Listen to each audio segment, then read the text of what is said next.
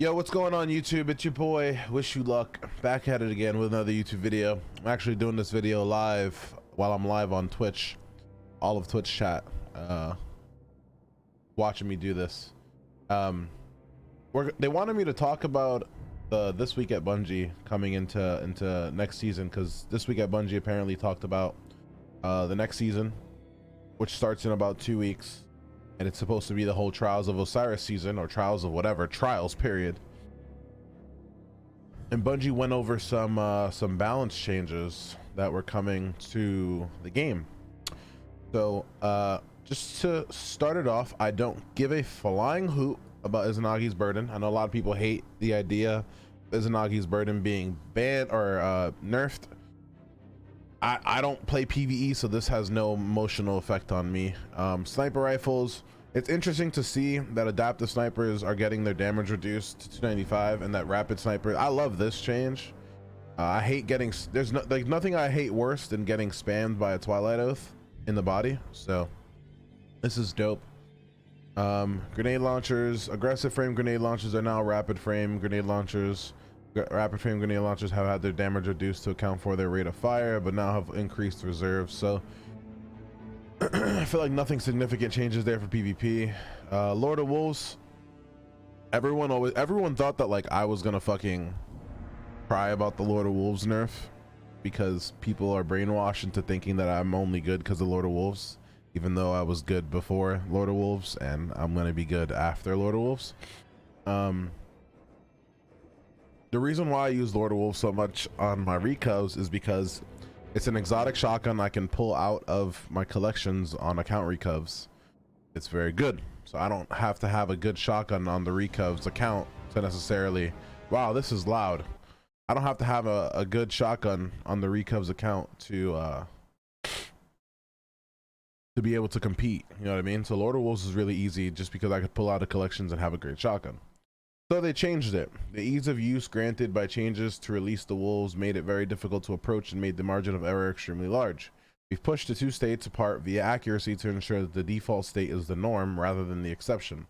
This change, release the wolves, should be used at extremely close ranges against large targets instead of just being a better version of the default behavior. I think Lord of Wolves is perk, release the wolves, should have been activated on kill. I think it should have been something like kill clip. So for example, you get a kill with regular Lord of Wolves, reload, now you have release the wolves active for 10 to 15 seconds. That's what I thought it should have been. Bungie loves making their guns inaccurate. Like, if there's something that gets Bungie off at night, it's knowing that their guns are extremely inaccurate, and that goes for a lot of weapons in the game. Ever since D1, when they introduced Bloom into the game, when no one fucking asked for Bloom in the game, we've noticed that Bungie has consistently nerfed things using accuracy as the main nerf. For example, shotguns in D1 became inaccurate in the air, and then shotguns lost precision damage, hence inaccuracy. Then we went into D2 and they took out all inner accuracy. They completely removed it from the game. Now you need a perk. You need a mod to make your gun somewhat accurate in the air. And even though Icarus mod, it says it makes your guns accurate in the air, it still doesn't make it 100% accurate.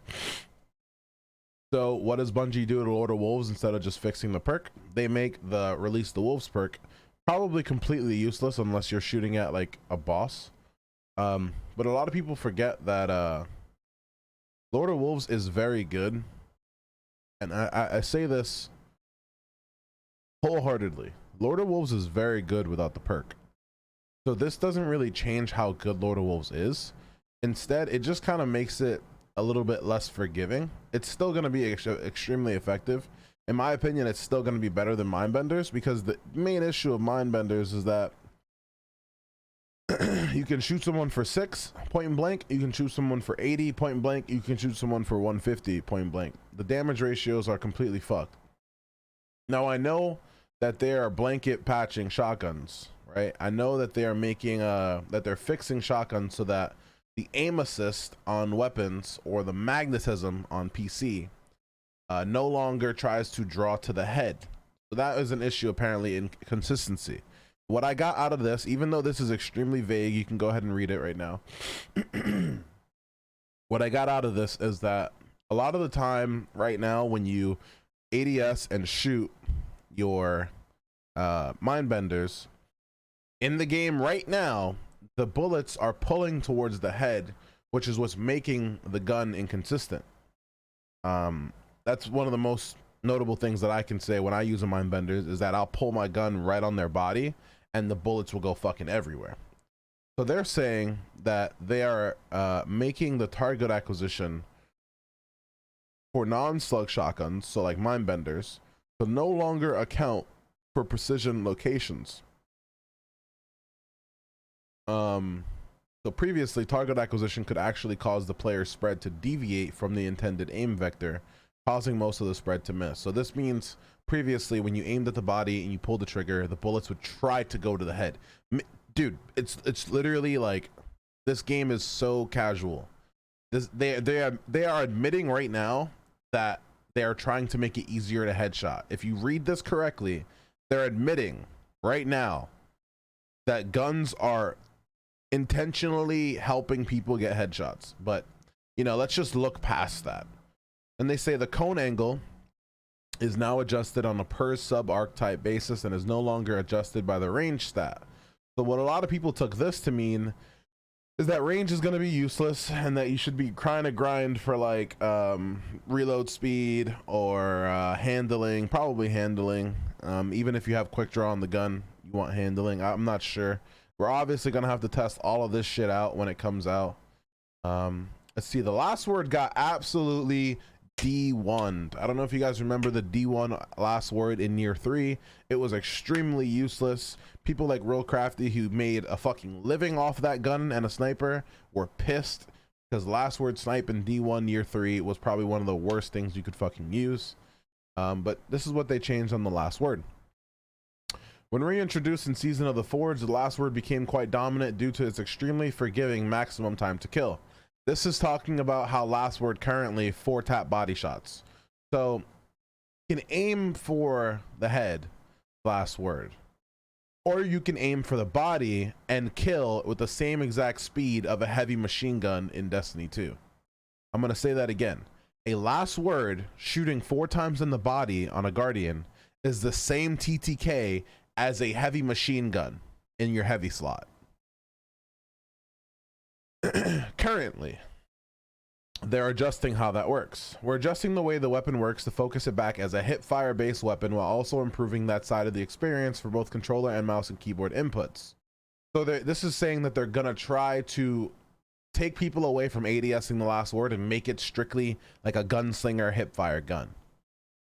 We also made it a little less forgiving so that you still have to concentrate on your aim while wielding the weapon, which means they're going to increase probably how much it recoils. Fanfire now adjusts the precision scaler while hip firing. Fanfire impact values have been adjusted. Precision hip and ADS adjusted from 67.95 to 68.27 and 52.2. So previously, when you ADS'd your last word, you could headshot for 67.95. Now your headshot on last word is going to do 52.2. Still, I'll make a note of this. Still, the last word is still going to kill in 4 bullets.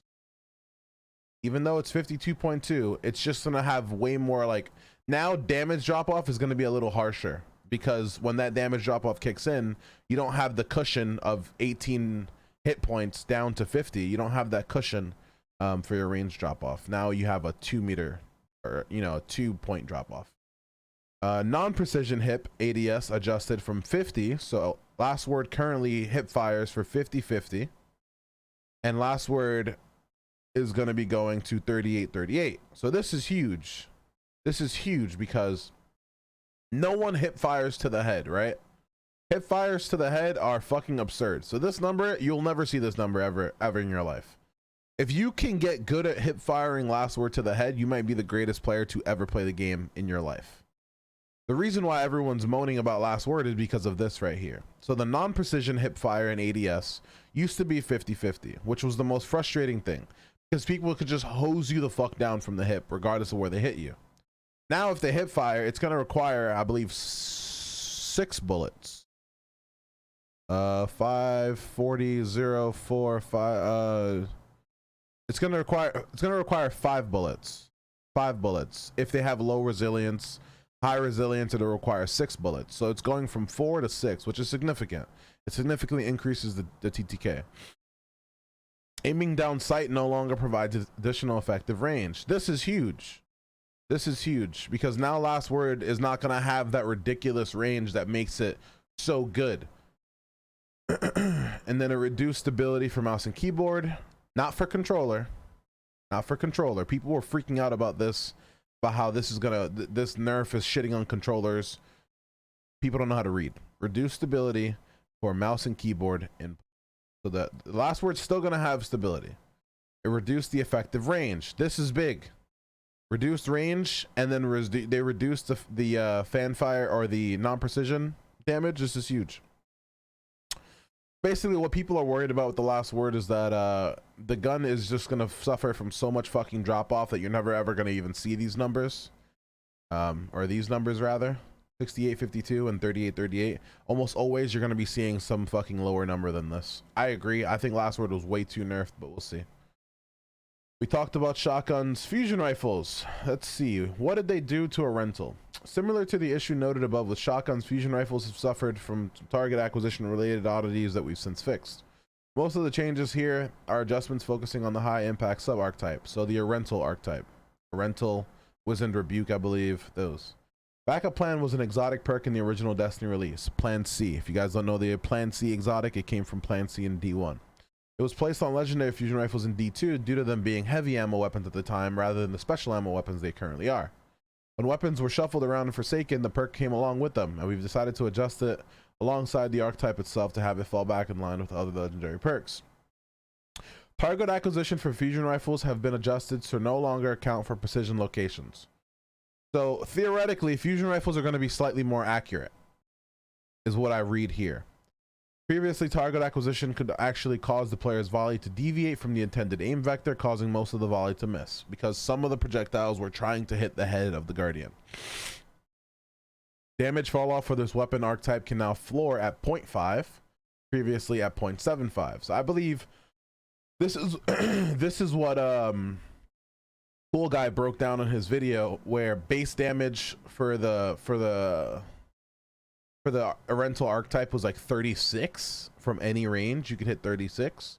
Now that number is going to be is going to be quite lower. It might be like in the 20s. So you're probably not going to be able to hit those crazy long rental shots. Effective range and the impact of the optic stats for those weapon archetype have been reduced across the board. So they also just brought in how much damage the impact, or how much damage the fusion rifles are going to do across long distances. This might mean that the same way Bastion at a certain point hits for like 10 damage, a rental might hit for maybe around 10 damage. And then they take off Backup Plan. Backup Plan now adjusts impact to match the rapid fire while active. So Backup Plan doesn't bring out your weapon and immediately fires it. Now it brings out your weapon and adjusts the impact to match the rapid fire archetype. So it just makes your gun weaker.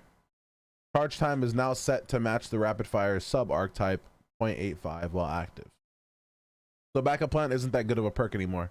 Now it just makes the rental fusion rifles have the same impact as the rapid fire rifles. So if you pull out your fusion rifle, your rental, and you shoot it, it's going to have a lot less damage on it because it's now firing of the impact with the rapid fire archetype, which no one uses. No one uses the rapid fire archetype because they're weak. You don't want Backup Plan anymore. ARs got buffed across the board.